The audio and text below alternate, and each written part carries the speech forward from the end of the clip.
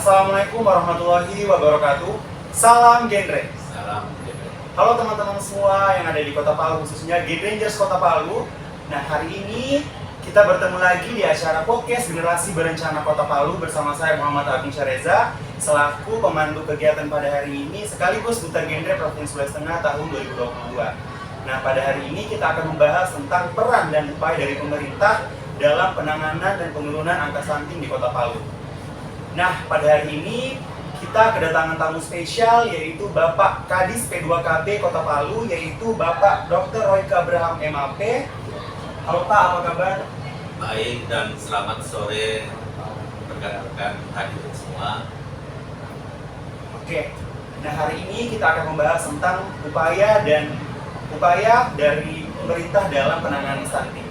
Perlu kita ketahui bersama bahwa stunting adalah kondisi gagal tumbuh pada anak yang berupa anak tidak sesuai tingginya pada teman-temannya atau tinggi anak tidak sesuai dengan usianya yang disebabkan oleh kurangnya gizi seimbang, kurangnya gizi yang cukup lama dari seorang anak tersebut. Oke Pak, menurut Bapak nih, apa program prioritas dari pemerintah Kota Palu dalam upaya pencegahan dan percepatan penurunan stunting?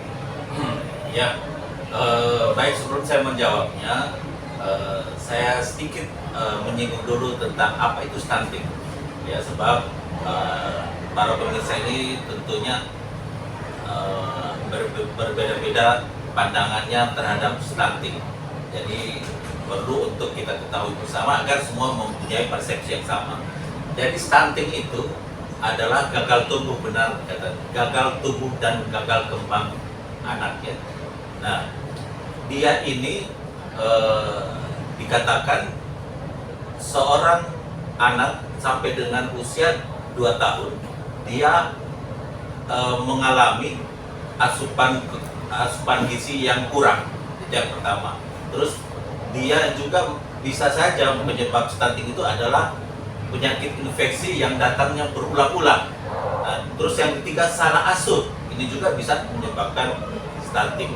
Jadi stunting yaitu penampakannya itu dia bertubuh pendek, ya, dan otaknya itu mengalami gangguan kecerdasan atau kognitif. Jadi misalnya Mas kalau Mas yang tinggi ini sudah tidak mungkin lagi disebut stunting ya. Tapi yang pendek-pendek itu bisa saja stunting. Tetapi kita lihat dulu dia kecerdasannya terganggu apa tidak. Nah, kalau tidak terganggu berarti dia bukan stunting. Seperti Habibie tidak mungkin stunting dong. Nah, itu. Jadi harus ada penjelasan yang jelas dulu tentang ini. Nah, kalau ditanya mengenai apa upaya yang dilakukan pemerintah dalam mencegah atau mengurangi kasus stunting di Indonesia, ya, khususnya Kota Palu. Nah, kalau melihat dari Perpres nomor 72 tahun 2001 tentang percepatan penurunan stunting, itu sudah jelas sekali bahwa apa yang harus dilakukan oleh pemerintah dalam hal ini seperti Dinas P2KB atau dalam hal ini di kita yaitu BKKBN RI, itu disebutkan bahwa penanggulangan stunting itu diserahkan atau dipercayakan yang mengelola atau yang membina mengkoordinir yaitu BKKBN Republik Indonesia. Nah, itu diturunkan secara struktural ke bawah. Nah, dalam hal ini Dinas P2KB merasa terpanggil untuk mempercepat penurunan stunting ini. Nah, setelah itu dikatakan harus dibentuk suatu tim TPPS itu ya, tim penurunan dan percepatan penurunan stunting di daerah. Jadi TPPS tingkat provinsi, TPPS tingkat kota, bahkan ada TPPS tingkat kecamatan, ada juga TPPS tingkat kelurahan, dan yang paling dasar sekali yaitu dalam hal ini yaitu di program Dinas Kependudukan dan Keluarga Berencana, yaitu tim TPK ya, tim apa itu? Coba untuk ulang. Oh ya, TPK itu tim tim pendamping keluarga. tim. Nah, yang paling dasar itu adalah tim pendamping keluarga. Ya, tim pendamping keluarga ini di Kota Palu ini kita sudah membuat SK, ya SK Lurah, yaitu sebanyak 256 tim tersebar di 46 kelurahan dan sejumlah 861 jiwa. Jadi satu tim TPK, tim pendamping keluarga, terdiri dari 1 orang bidan, 1 orang kader PKK, dan 1 orang kader KB. Nah, jadi mereka bekerja bersama-sama untuk satu, mengunjungi setiap keluarga yang berisiko stunting, ya, dikunjungi, kemudian dibagikan seperti acara gerbek stunting itu dilakukan oleh mereka. Dan selain itu yang dilakukan pemerintah juga selain di tingkat kelurahan itu, yaitu adanya konvergensi antara OPD-OPD yang terkait masalah sensitif dan masalah spesifik dalam hal penanggulangan stunting ini.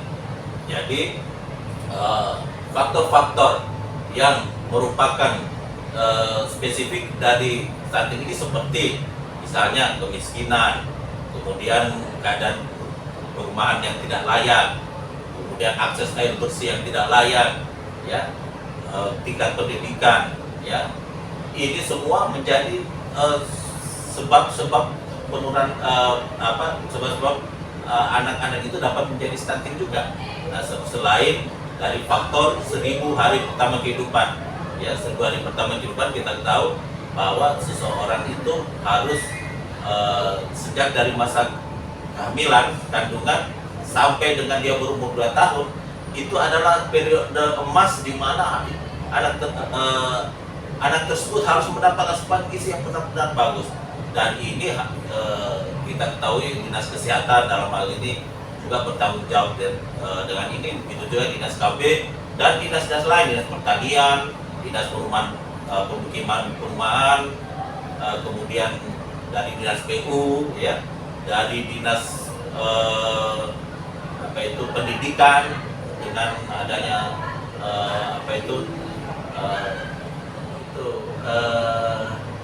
PAUD, ya, ada yang dengan adanya PAUD, Dinas Pendidikan, kemudian dari Dinas Pemberdayaan Perempuan juga terkait dengan stunting ini, dari Dinas Pertanian, dari Dinas Sosial, yaitu terkait dalam hal pemberian bantuan PKH, program PKH ini apa? Program ya, program dalam segi dari segi program keluarga harapan, semua itu bersatu padu agar agar stunting itu dapat dikelola dengan baik, dengan segala potensi dari OPD itu untuk menekan, bahkan kalau bisa sampai menuntaskan semua permasalahan mengenai stunting di Kota Palu. Demikian, Mas. Berarti Pak, bukan hanya BKKBN dan DP2KB, tapi semua elemen masyarakat atau pemerintahan merasa bertanggung jawab atas penurunan angka stunting di Provinsi Sulawesi Selatan. Ya, benar. Terus nih Pak, menurut Bapak kira-kira selama program penurunan angka stunting ini, adakah pencapaian ataupun kendala dalam penanganan angka stunting ini, Pak? Ya, dalam penanggulangan stunting sudah saya katakan tadi, pencapaian kita saat ini memang tahun 2021 Kota Palu itu saat ini memang baru mencapai 23,9% dari total balita yang ada, ya. Jadi kita untuk tahun 2022 kita berdasarkan rapat TPPS yang kemarin kita sudah membuat suatu perencanaan untuk menurunkan menjadi 20% prevalensi stunting di Kota Palu, dan kemudian tahun 2023 bisa turun menjadi 18% untuk stunting di Kota Palu, dan pada tahun 2024 bisa menjadi 14% sesuai sebagaimana dengan target dari Presiden Joko Widodo bahwa pada tahun 2024 beliau mengharapkan semua stunting di Indonesia dapat mencapai 14% yang seperti yang beliau harapkan. Ya. Walaupun Kota Palu berada di urutan ke-13 dari Sulawesi Tengah, namun hal tersebut tidak bisa kita jadikan sebagai hal yang sepele, namun kita tetap bekerja keras dalam penurunan angka stunting di Sulawesi Tengah, tepatnya di Kota Palu, Pak. Yes. Pertanyaan terakhir nih, Pak, apa sih peran serta kontribusi khususnya remaja dan kami sebagai generasi berencana dalam upaya penanggulangan stunting? Ya, dalam program untuk remaja di Kota Palu, khususnya Dinas P2KB, ya, seperti yang kita ketahui bersama bahwa remaja itu adalah cikal bakal dari generasi emas yang kita idam-idamkan bersama. Nah, jadi oleh sebab itu semua remaja di Kota Palu harus mengetahui benar bagaimana stunting itu dapat terjadi dan stunting itu dapat merebut masa depan dari remaja-remaja itu. Jadi dengan adanya generasi berencana yang benar-benar itu di situ di mana disiapkan generasinya itu benar-benar siap untuk menghadapi tantangan masa yang akan datang. Nah, oleh sebab itu mereka dibekali dengan ilmu-ilmu bagaimana agar membentuk keluarga yang benar-benar yang solid, ya, benar-benar keluarga yang mapan, yang bisa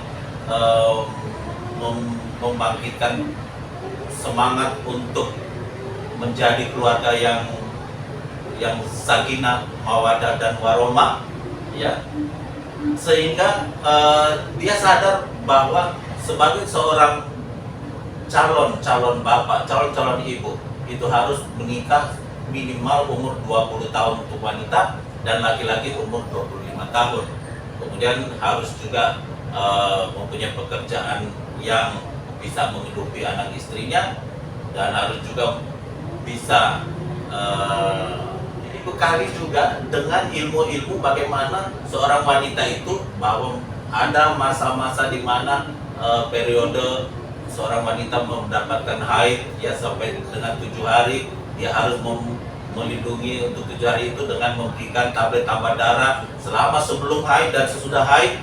Itu penting sekali untuk membuat wanita itu menjadi sehat lahir dan batin, ya. Jadi tidak ada anemia yang terjadi, sehingga pada saat dia menikah dan kemudian menjadi calon pengantin dan menjadi pasangan usia subur, dia benar-benar sehat fisik maupun sehat mental dan sosialnya. Itulah yang dipertahankan terus pada generasi ini, supaya dia dalam menghadapi kehamilan sampai dengan melahirkan sampai dengan mengasuh anaknya itu benar-benar sudah mengetahui tentang cara-cara sehat untuk menyelesaikan masa 1000 hari pertama kehidupan tersebut. Terima kasih.